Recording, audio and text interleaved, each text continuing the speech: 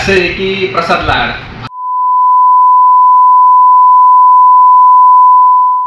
आणि तुझं काम काय आहे? तू ज्यावर मानव तस्करी करायचा आरोप झाला विदेशात, तू मुलांची तस्करी करतो, हा आरोप माझा नाही. तुझा आर्थिक गुन्हे शाखेने त्याच्याबद्दल तुझी चौकशी केली आणि तुझं काम आहे कॉन्ट्रॅक्टर घेऊन पगारामध्ये दलाली खायचं. आणि ते खराब हडखाऊ हा शब्द तुलाच लागू होतो. दलाली खाणं काम माझं नाहीये, मी सामान्य कुटुंबातला आहे. दलाली तू खातो, पोरांचे पगार शासनाकडनं 15,000 घेतो, त्यांना 12,000 देतो. तुझा धंदाच आहे दलाली करायचा आणि भाड खाणं हे तुझं काम आहे. त्याच्यामुळे खऱ्या भाडखाऊ तूच आहे. आणि राहिला टंगडी बिंगडी मोडायचा प्रश्न, प्रसाद लाड, तुझ्या घरातलं मच्छर कधी तू मारलंस का रे? हा, घरात बसून व्हिडिओ करतो, 20-20 बॉडीगार्ड मागं पुढे घेऊन फिरतो, सशाच्या काळजाचा तू. तुझ्या तोंडात ही नेबळत, तुझ्या तोंडात ही भाषा शोभते का? टंगडे बिंगडे मोडायचं, घरातले मच्छर मारा अगोदर, नंतर मला दम दे. असं आहे की ह्या लाचखोर नवऱ्याच्या सुपारीबाज बायकोच्या डोक्यावर परिणाम झाला. मी बलात्कारी आहे का नाही हे ठरवणारं कोर्ट आहे. कोर्टाने मला दिसमरी माझी ऍक्सेप्ट केली आणि मला गुंतवायला ह्या लाचखोर नवऱ्याच्या सुपारीबाज बायकोने काय षडयंत्र केलं हे देखील त्या मुलीने सांगितलं. मुळात तिच्या डोक्यावर एवढा परिणाम झाला आहे. काल तरी तर स्टेटमेंट बघितलं का? आता ही मी बोललो तर तुम्ही म्हणता की माझी जीभ घसरली. आता ही बाई काल बोलती की मी टंगडीला धरून 117 बाई बुकशेक फिरवते. ही एखाद्या चांगल्या घरातल्या, सभ्य घरातल्या कोणत्याही बाईच्या तोंडात ही भाषा शोभल का? कोणती सभ्य घरातली बाई ही भाषा बोलू शकते टंगड्याला धरून? अरे म्हातारे कोतारे तुझ्या टंगड्याला धरून आतापर्यंत फिरवली, पण हा खामके आहे ना माई बुकशेक, तुझ्यासारख्या 200 जणींना एकटाच लई. मी आता पुढे जर बोललो तुझ्या टांगड्याचं, हे टांगड्याचं बोललो तुला शोभतं का? ही लाचखोर नवऱ्याची सुपारीबाज बायको, हिनं स्वतःचा नवरा, यानं माणूस मिळालाय महात्मा गांधी मेमोरियल मध्ये, त्याच्या नातेवाईकाला कंपन्सेशन भेटावं म्हणून ह्या लाचखोर नवऱ्याने किशोर वाघने 4 लाख रुपये मागितले आणि त्याच्यावर अँटी करप्शनने रेड केली.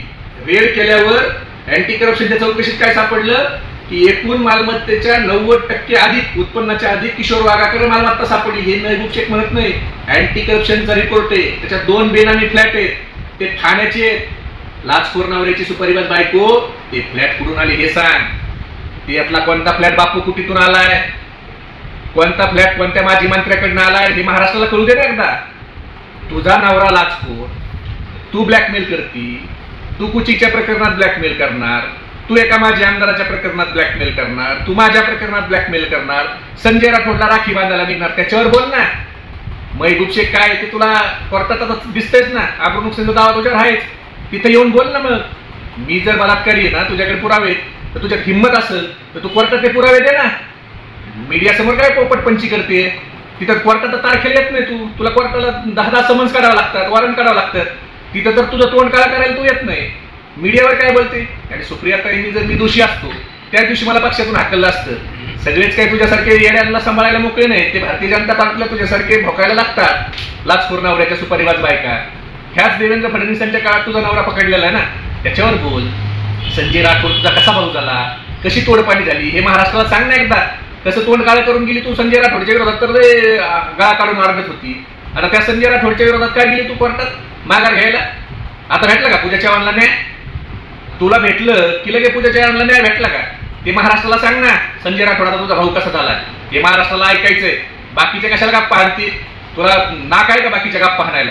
तू संजय राठोड तुझा भाऊ कसा आहे हे महाराष्ट्राला एक्सप्लेन कर. आणि हे टांगड्या बिंड्याच्या भाषा, खरं तर तू महिला नावालाच कलंक आहे. त्यामुळे तुझ्याकडून काय अपेक्षा करायची?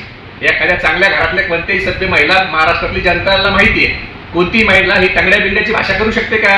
कमरे खालची भाषा ही महिलाच्या तोंडात, तू महिला नावालाच कलंक आहे, तो भाग वेगळा. तर तू त्याला अपवाद आहे. तू महिलाच नाही, स्वतःला समजत पण नाही आणि चांगल्या घराचा तुझा तर काही संबंधच नाही. की महाविकास आघाडीच्या काळात घडो का महायुतीच्या काळात घडो, महाविकास आघाडीच्या काळात घडल्या तर त्यावेळेच्या विरोधी पक्षांनी राजीनामा मागितला नाही गृहमंत्र्याचा. मग आता महाविकास आघाडीच्या काळात काय, महायुतीचा काळ काय? विषय हा महिला अत्याचाराचा आहे. आज चंद्रपूरमध्ये घटना घडली, नागपूरमध्ये घटना घडली. रोज अल्पवयीन मुलीवर बलात्कार होत आहे. विरोधी पक्षांनी बोलायचं नाही का? याच्या अगोदरच्या विरोधी पक्षनेते बोलत नव्हते? अरे खोटे गुन्हे दाखल झाले तर 5-5 वेळा विरोधी पक्षनेते देवेंद्र फडणवीस विधानसभेत बोलत होते. मग आता खऱ्या घटना घडल्या विरोधी पक्षांनी बोलायचं नाही, ही अपेक्षा कशी काय राज ठाकरे करू शकतात? त्यामुळे विरोधी पक्षाचं काम हे बोलणं, लोकांच्या मध्ये जागृती निर्माण करणे आणि सरकारला जाब विचारणे, ते विरोधी पक्ष